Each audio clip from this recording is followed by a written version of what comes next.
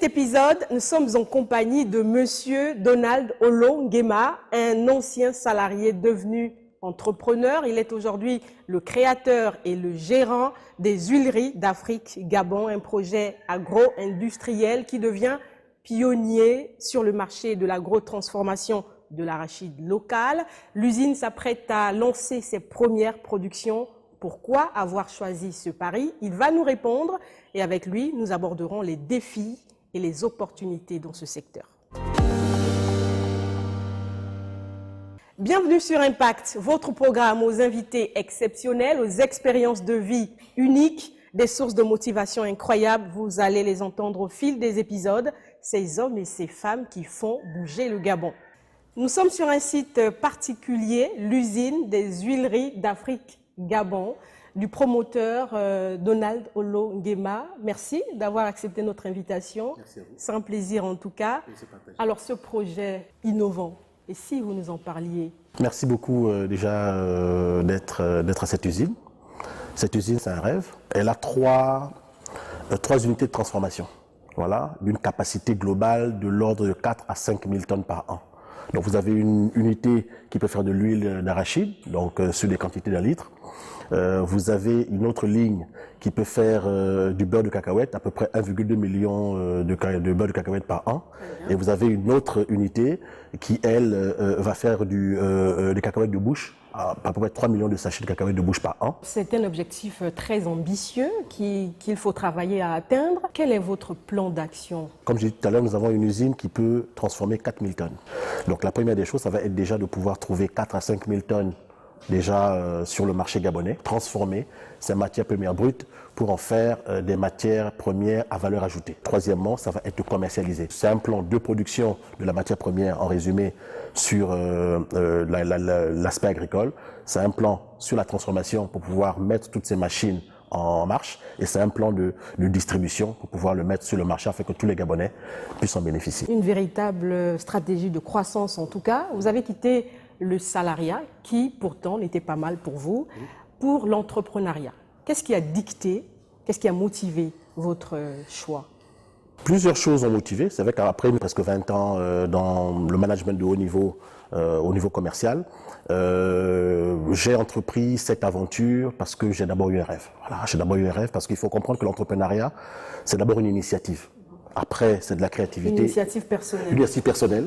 Après, c'est de la créativité et ensuite, c'est de l'action. J'ai travaillé pour des entreprises, j'ai contribué et amélioré le rêve de certaines personnes qui ont créé ces entreprises. Alors, je me suis dit, mais pourquoi est-ce que moi aussi, je ne pourrais pas interpréter mes propres rêves au profit de mon propre pays?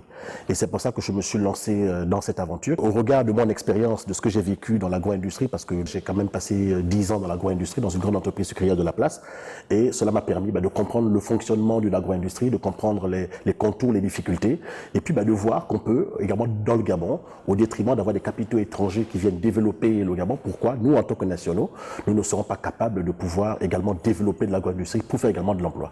Donc, et suite à cela, nous avons eu l'opportunité de réfléchir à un projet, voilà, qui soit porteur aujourd'hui, qu'est la production et la transformation d'arachide. Et avant de poursuivre cet échange, chers téléspectateurs, je vous propose cette présentation brève en images de l'entreprise Les Huileries d'Afrique Gabon. Regardez.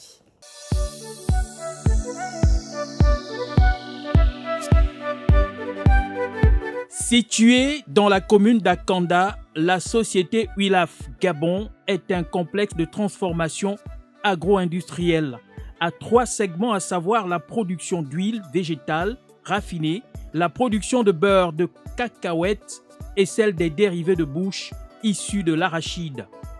Bâtie sur une superficie de 800 mètres carrés, l'entreprise a connu un plan d'investissement de plusieurs millions de francs CFA qui lui ont permis d'acquérir 3 lignes de production de pointe.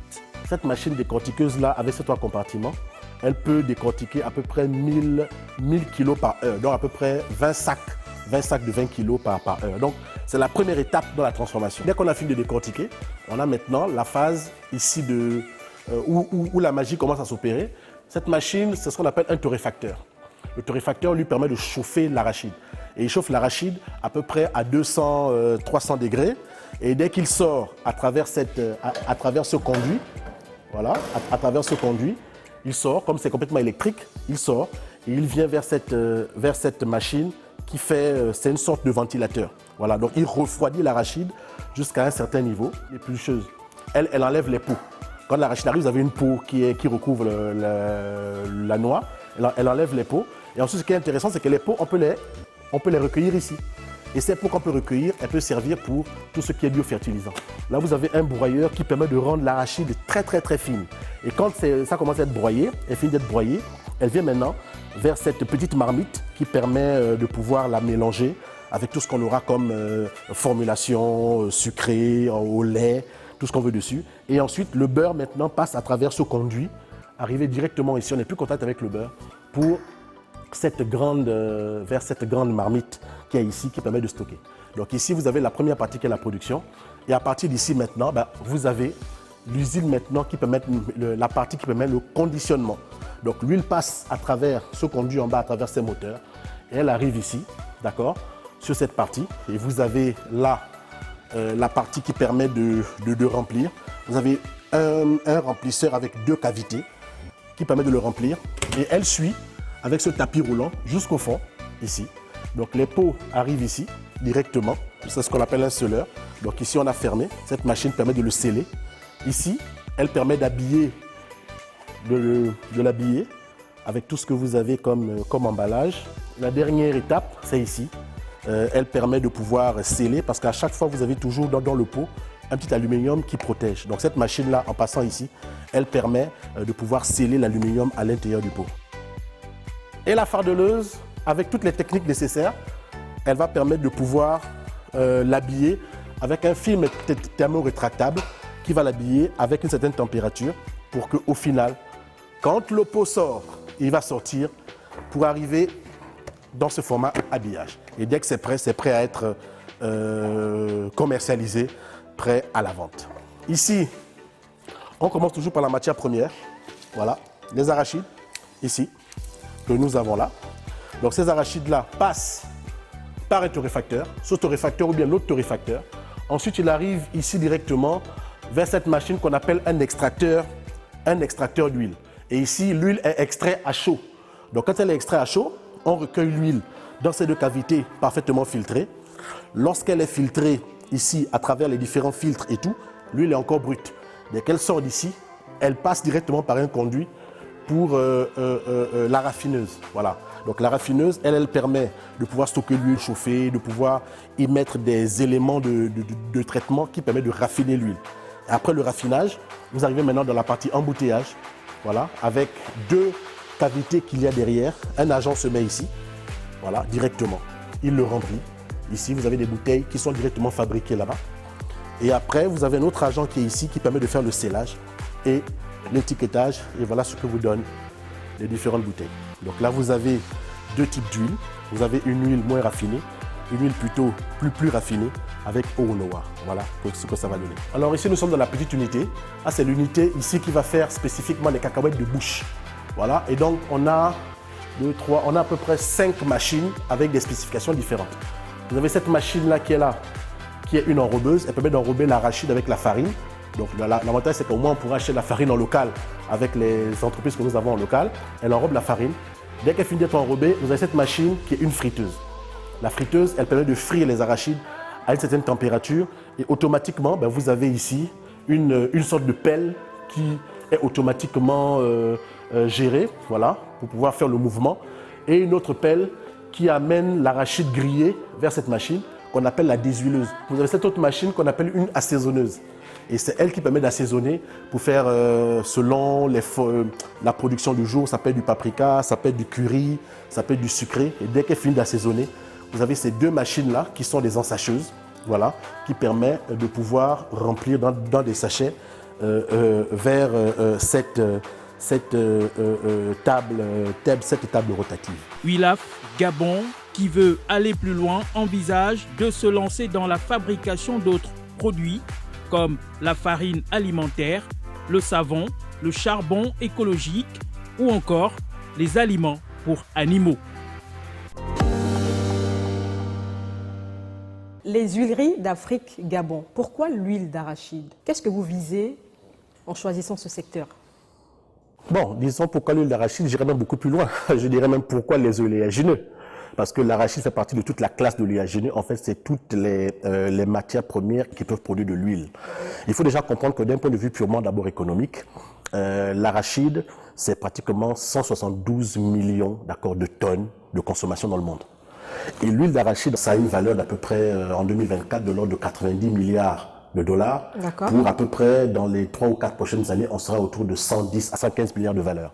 Donc ça veut dire que déjà au niveau économique, il y a déjà quand même une opportunité. Elle a aussi des valeurs nutritives. Aussi aujourd'hui, l'arachide, elle est riche en tout ce qui est vitamine E. C'est un produit complètement insaturé, avec des valeurs nutritives qui sont tout à fait riches pour le corps humain. Donc aujourd'hui, pour nous, il y a une véritable opportunité. Et vous avez su investir dans des équipements de transformation de pointe, comme on peut le voir ici dans cette usine.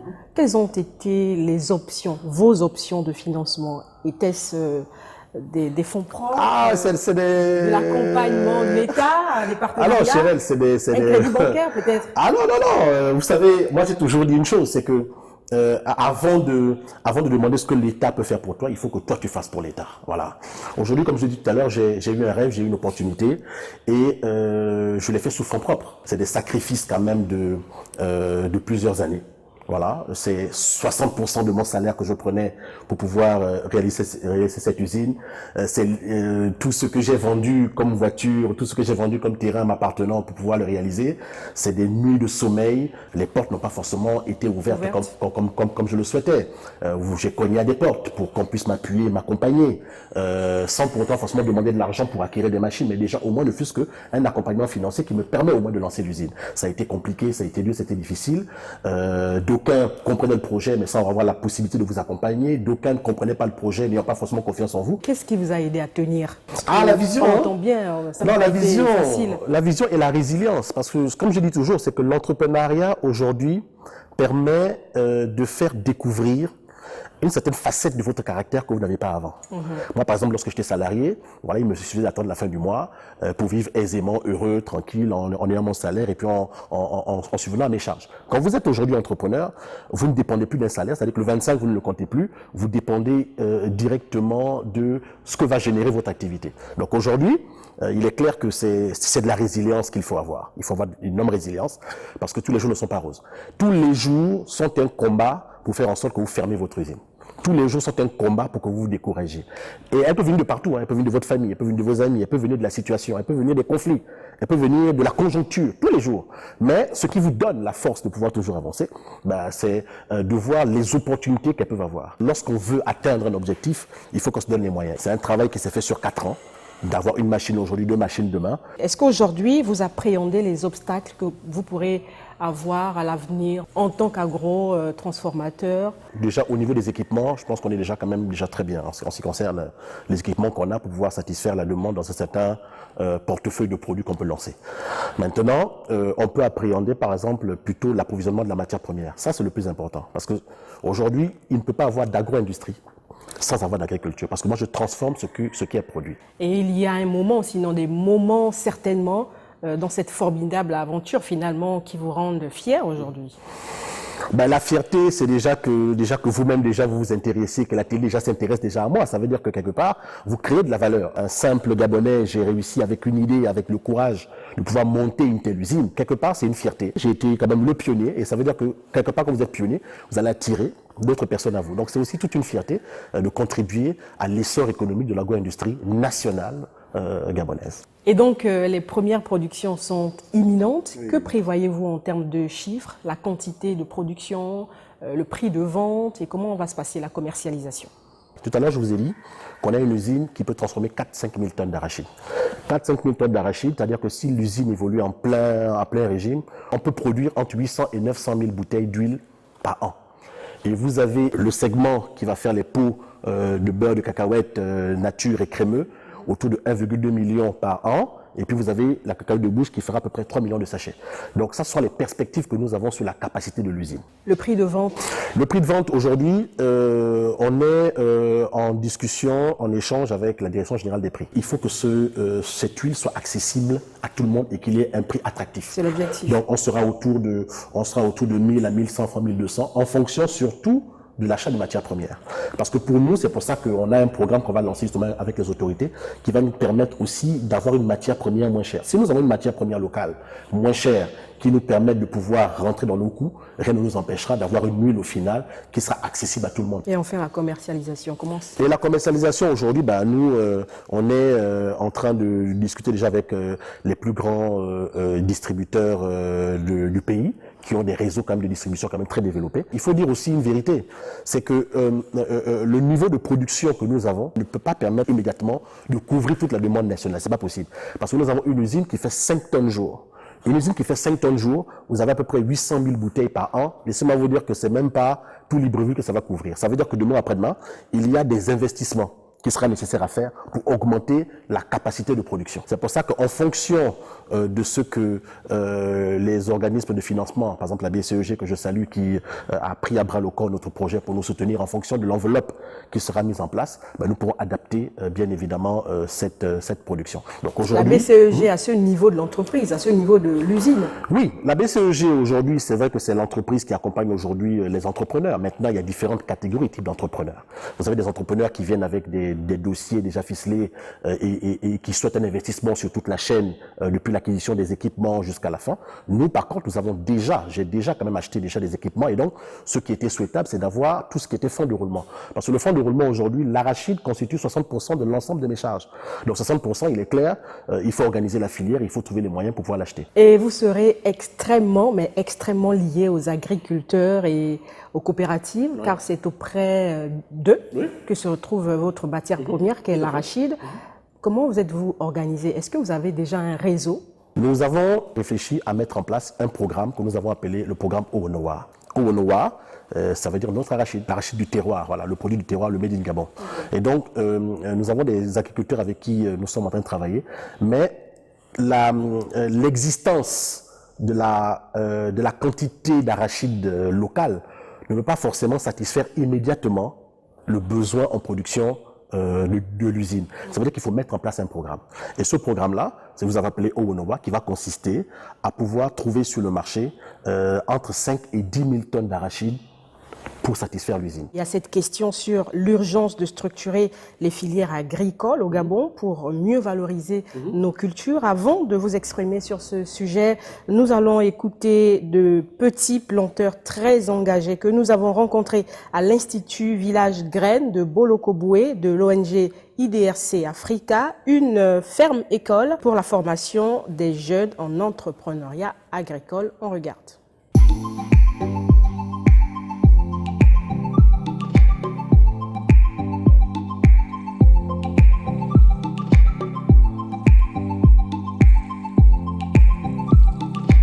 C'est quoi IDRC? IDRC Africa est une ONG à but non lucratif qui fait dans la recherche et des conseils en matière de plusieurs thématiques, notamment celle de l'agriculture.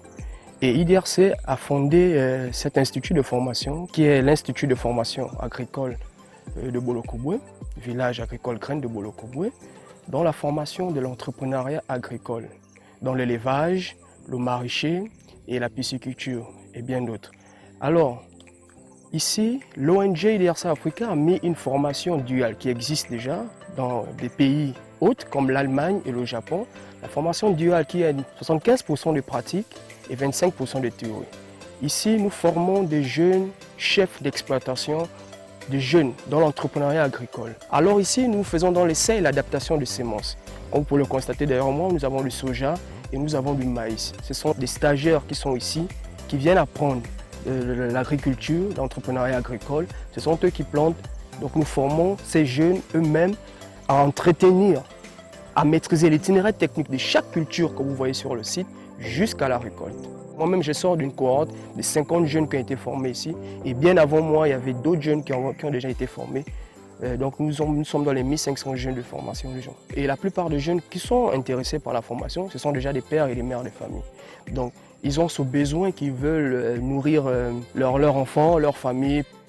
Pendant qu'ils sont en train d'être formés, ils ont la possibilité d'avoir déjà des récoltes qu'ils pourront aller revendre au quartier. Les jeunes Gabonais sont déterminés, ils sont engagés, ils veulent vraiment apprendre le secteur agricole. Il faut juste que l'État puisse mettre en place des moyens, des mécanismes pour pouvoir encourager ces jeunes à se lancer de manière vraiment sérieuse. Monsieur Olong Guéma, votre commentaire, comment l'organisation des filières agricoles pourrait-elle aider? En l'occurrence, la filière arachide, puisque c'est celle qui vous intéresse. Il faut comprendre que dans une filière, vous avez des chaînes de valeur. Et dans les chaînes de valeur, en général, vous trouvez 3 ou 4 à peu près catégories. Vous trouvez les agriculteurs, les planteurs, qui ont la matière première. Vous trouvez les transformateurs, nous, qui valorisons la matière première, les agro-industriels. Et ensuite, vous trouvez les distributeurs, les commerçants qui le commercialisent, le produit fini, et vous trouvez les consommateurs. Aujourd'hui, c'est simple. Vous avez déjà 3 pans qui existent déjà. WILAF existe pour la transformation, les distributeurs sont disponibles et les consommateurs sont disponibles. Le pan qu'il faut travailler, c'est l'agriculture. C'est le pan des agriculteurs. C'est simple. Nous avons des terres, nous avons des hommes. Il ne faut pas qu'on commence à acheter des machines sans pour autant qu'on commence à former des hommes. Vous pouvez mettre des machines. Si les hommes ne sont pas formés, si les hommes n'ont pas le mindset pour pouvoir savoir que l'agriculture, ce n'est pas une histoire de planteur, mais que c'est une histoire de business, on va pas y arriver. Donc, il faut déjà, dans un moment, pour structurer la filière, il faut déjà que les Gabonais soient formés. Pour véritablement amorcer ce il faut développement qu'ils soient formés. agricole. Et cette formation, on doit leur expliquer, avant même d'abord la formation, il faut qu'on leur explique que l'agriculture, c'est devenu une question de souveraineté. C'est-à-dire que ce n'est plus une question de hobby, non, c'est une question de souveraineté. Aujourd'hui, rien que les difficultés que nous avons connues même par le passé, avec les problèmes Covid et compagnie, nous ont démontré que nous sommes fortement vulnérables. C'est-à-dire qu'aujourd'hui, s'il y a une crise mondiale alimentaire, le Gabon, aujourd'hui, nous mourons de faim. C'est pour ça qu'aujourd'hui, les autorités prennent la peine de créer des fonds, récemment, des fonds de développement agricole, de créer tout un tas de choses. Donc, c'est une question de survie, déjà. Donc, il faut que les Gabonais sachent que l'agriculture, c'est du business. Donc, qu'à un moment donné, qu'on arrête de leur faire penser que c'est quelque chose qui est avilissant. Non, vous avez des agriculteurs qui sont des milliardaires et des millionnaires à travers le monde. On nous parle des zones à faible productivité, on nous parle des zones spéciales d'agriculture. Mais pour que le Gabonais soit formé, après être formé, il faut qu'on lui mette à disposition des terres. Après sa formation, mais si on forme pour former, que va-t-il faire? Il va aller s'asseoir à la maison. Avant, on n'avait pas un transformateur, on n'avait pas un WILAF qui était là pour garantir l'achat. On n'avait pas un WILAF malgré le niveau d'investissement que nous avons fait, qui était là, qui est le garant de cette chaîne de valeur. Donc que l'État prenne cela en charge et qu'il dise, bon, nous allons faire des choses pilotes. On n'a pas besoin aujourd'hui de faire des gros projets à non plus finir. Aujourd'hui, on a vu les gros projets que ça a donné dans ce pays, ça n'a pas marché. Aujourd'hui, avec le peu d'investissement que nous avons fait, cet investissement que nous avons fait ici, cette usine, elle est pilote. Donc on doit adapter un programme pilote adapté à mon investissement. De sorte qu'après, on prend quelques Gabonais. On peut prendre même 10, 20, 30 Gabonais qu'on commence à former. Et on les met dans des champs que l'État met à disposition, même de 50, 60, 100 hectares déjà pour commencer. On voit comment ça se comporte. Entre-temps, qu'est-ce que je fais? J'essaye maintenant de sécuriser, moi, mon arachide avec les coopératives existantes. Parce que les coopératives des agriculteurs, là, ils savent produire l'arachide. Et aujourd'hui, que ce soit les autorités, que ce soit des acteurs qui savent comment le faire, on forme ces coopératives, sachant qu'à la fin, elles ont un contrat où elles savent et ça améliore également leur niveau de vie. C'est une grosse pression que je mets aujourd'hui à l'État. Parce qu'avant, on avait des Gabonais qui faisaient quoi? Ils avaient des dossiers, ils partaient les présenter aux autorités, donc voilà ce que j'ai envie de faire. Et on vous dit, ok, attendez, on va d'abord voir comment on organise. Mais aujourd'hui, non. J'ai dit, écoutez, voilà, moi j'ai déjà une usine. J'ai pris mes moyens, j'ai pris mes fonds, j'ai pris une décortiqueuse, j'ai pris un torréfacteur, j'ai pris toute une ligne de choses où j'ai besoin de la matière première. Donc c'est à l'État aujourd'hui, c'est au gouvernement de la Ve République de trouver les moyens pour faire en sorte que j'ai ma matière première. Ça veut dire qu'aujourd'hui, si je vais m'approvisionner à l'étranger sur un certain nombre d'années, au détriment d'avoir la consommation locale, pour moi je trouve que ce sera un échec. Si aujourd'hui cette entreprise venait à fermer, parce que j'ai du mal à avoir des appuis divers de la part des bailleurs de fonds locaux, de la part des banques locales, de la part des autorités locales, ça serait un échec. Monsieur Olong Guéma, nous sommes arrivés au terme de cette émission. Je n'ai pas vu le temps passer. Vous faites face à la caméra pour votre dernier mot. Merci, merci à Gabon Télévision, merci Chérel de m'avoir donné l'opportunité de pouvoir m'exprimer sur mon activité sur l'agro-industrie. À tous les Gabonais, de ne pas se décourager et de se lancer sur les secteurs porteurs. Le secteur porteur aujourd'hui, c'est l'agriculture, c'est l'agro-industrie. Et l'agro-industrie, c'est l'agriculture avec la transformation qui donne un produit fini. Le Gabon regorge de terre. Donc aujourd'hui, il n'y a pas que l'huile d'arachide. Vous avez l'huile de maïs, vous avez l'huile de soja. Je remercie aujourd'hui la 5e République parce qu'aujourd'hui, en tant qu'entrepreneur, dans cette République, on sent l'initiative d'être accompagné. Et c'est sur ces derniers mots que s'achève ce numéro. Monsieur Olo Nguema, merci d'avoir accepté notre invitation. L'équipe d'Impact sera à vos côtés pour vos premières productions et on vous souhaite déjà plein succès. Merci. Chers téléspectateurs, c'est également la fin de cette émission. Merci de nous avoir suivis. On se retrouve très prochainement sur Gabon Première.